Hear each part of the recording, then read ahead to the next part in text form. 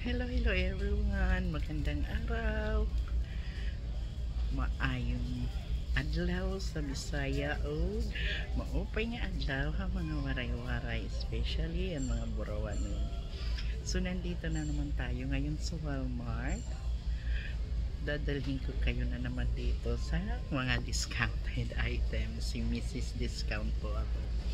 Welcome back to my vlog at Manay Mirna at 5.5. So wala talaga akong bibilhin dito sa Walmart. Gusto ko lang makita kasi katatapos pa lang ng July 4 kung ano-ano ang mga sale. Para samahan niyo ako dito.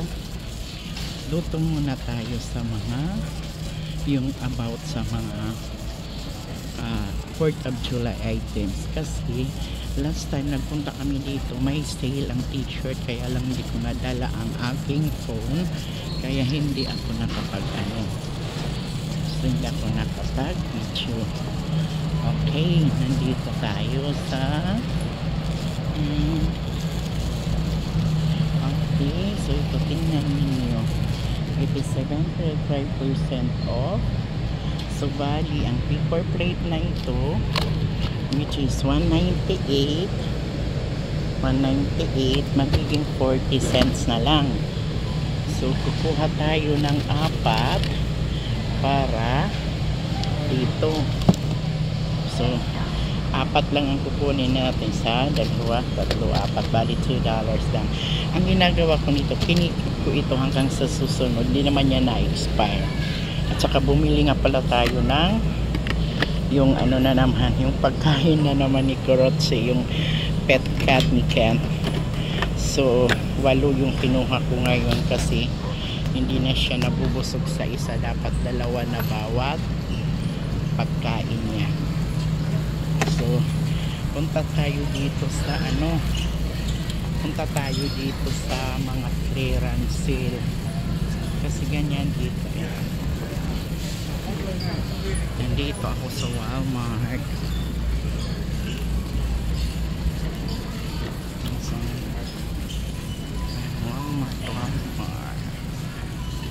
Mag-isimula ng class yun, may mga ano na sila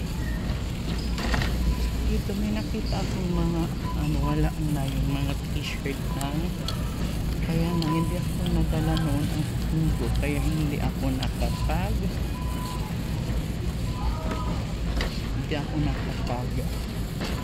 vlog kasi wala akong dalang phone. At least ngayon nakita nyo na mayroon talagang sale dito. So imagine from $2 magiging punta tayo dito, baka may makita tayong clearance sale dito. Yung clearance lang talaga. Pwede akong maging Manay clearance at saka bibili ako ng stocks kung may stocks akong makita na mura lang. Doon na lang ako sa Dollar Tree kasi papunta man ako ng Dollar Tree. Ayun, may nakita ko dito clearance. Kaya t-shirt pero small, di magkasya si Kent, sayang.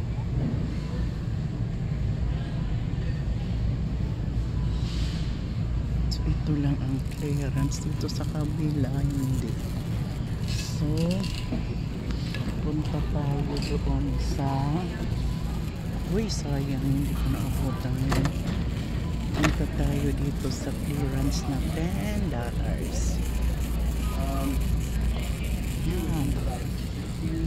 So, this is only $7. Ang actual niya ay $12. Tapos ngayon $7 na lang 1 pair na, kaya lang yung sizes niya malalaki 3X. Wala akong size, charot. Feeling malalaki yung size, sayang. Masyadong malaki ito sa akin na ngayon. $7 ba? Naku, tingnan mo. Ganitong clearance ngayon dito. Sayang, mga 3x. Yan, $5 lang.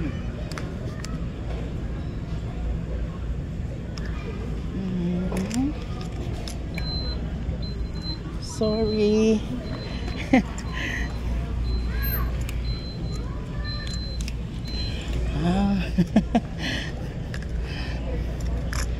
So this one is only, how much is this? $5 lang from $10. So kukuha tayo ng medium, maliit. So large. Ito kuha tayo ng large. I think kasya na ito sa akin. Isang large.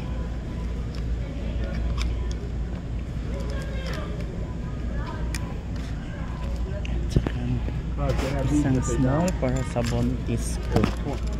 Robert, these are 2 O's.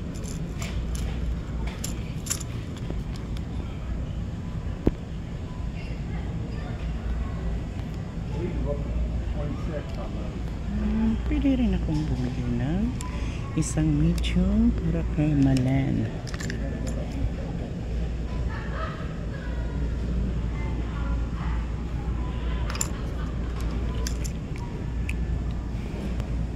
Alam mo naman kasi yun magsuot ng ano. Ay, nakabili lang ako si from $10 to $5 lang. Ay,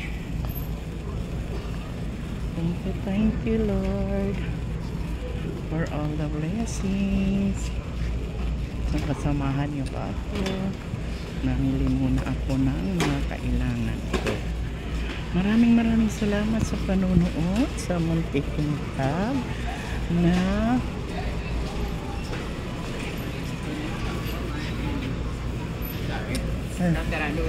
salamat sa panonood sa aking munting vlog ng isang senior citizen na nakikibaka dito sa Florida. So ngayon, sasamahan niyo ako dito naman sa mga kuha tayo ng food shop na 187.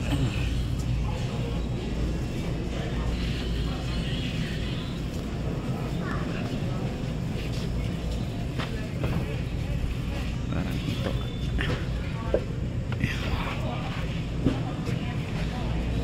yung expiration yung titingnan August 2025. So,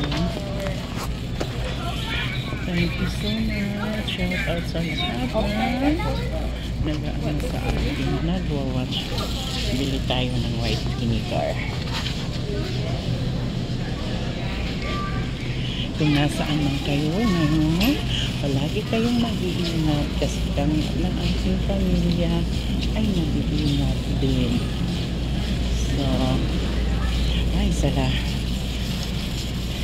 salamat, mayroon tayong gas. Oh my God, yan, may bigas tayo, just me. So kung nasaan man kayo ngayon,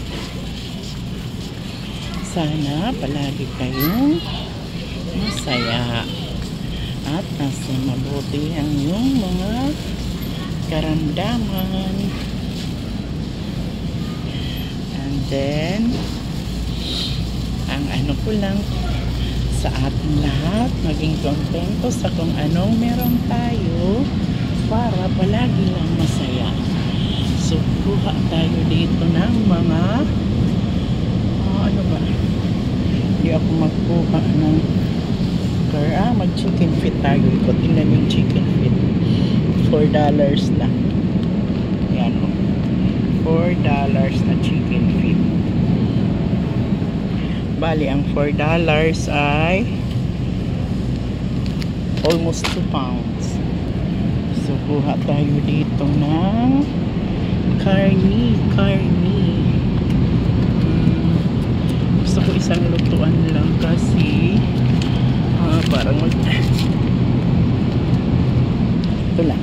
luto lang. Premium pork sirloin. At saka ayun na, mapunta na tayo sa canned goods. Wala talaga akong plano ngayon. Gusto ko lang kasi si Papa nag-ano na naman ng water. So dito ako sa canned goods. Gusto kong sumama kasi tumitingin nga ako sa kung anong sale. Kuha tayo ng chicken. Ito yung ano pinapanoodles namin dito, mura lang kasi kung noodles sa Pilipino mahal. So dito tayo magkuha tayo ng chicken broth, at then ito na, dito na tayo sa spam. Ito ang gusto ko na luncheon meat. Isang luncheon meat, isang regular na spam kasi kag-grocery ko pa lang. Isang luncheon and para kay Kent yung maanghang, at saka tatlong sausage. Okay, so ito na ngayon. So wala na akong bibilihin. Andoon pa ba itlog pala at cheese. Maraming salamat guys. Itlog na lang yung kukunin. Papakita ko sa inyo ang itlog. Medyo tumaas ngayon ang presyo ng itlog. From $7 naging naging $13 siya. Pero okay lang. Wala, nasakya si Papa. Andito. Kukunin ko si Kent ng dalawang fries. Ito seasoned fries yung kukunin natin kay Kent.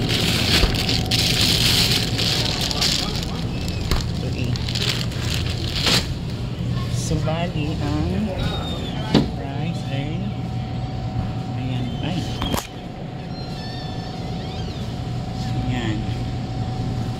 $2.82. Dalawa yung pinuha natin kay Ken. So dito na tayo sa itlog at cheese. Naku, hindi ako nakakuha ng cheese. Nagmamadali ako kasi tumawag na si Papa. Kasi ang alam niya kasi wala akong bibilhin. Wala naman kasi ako.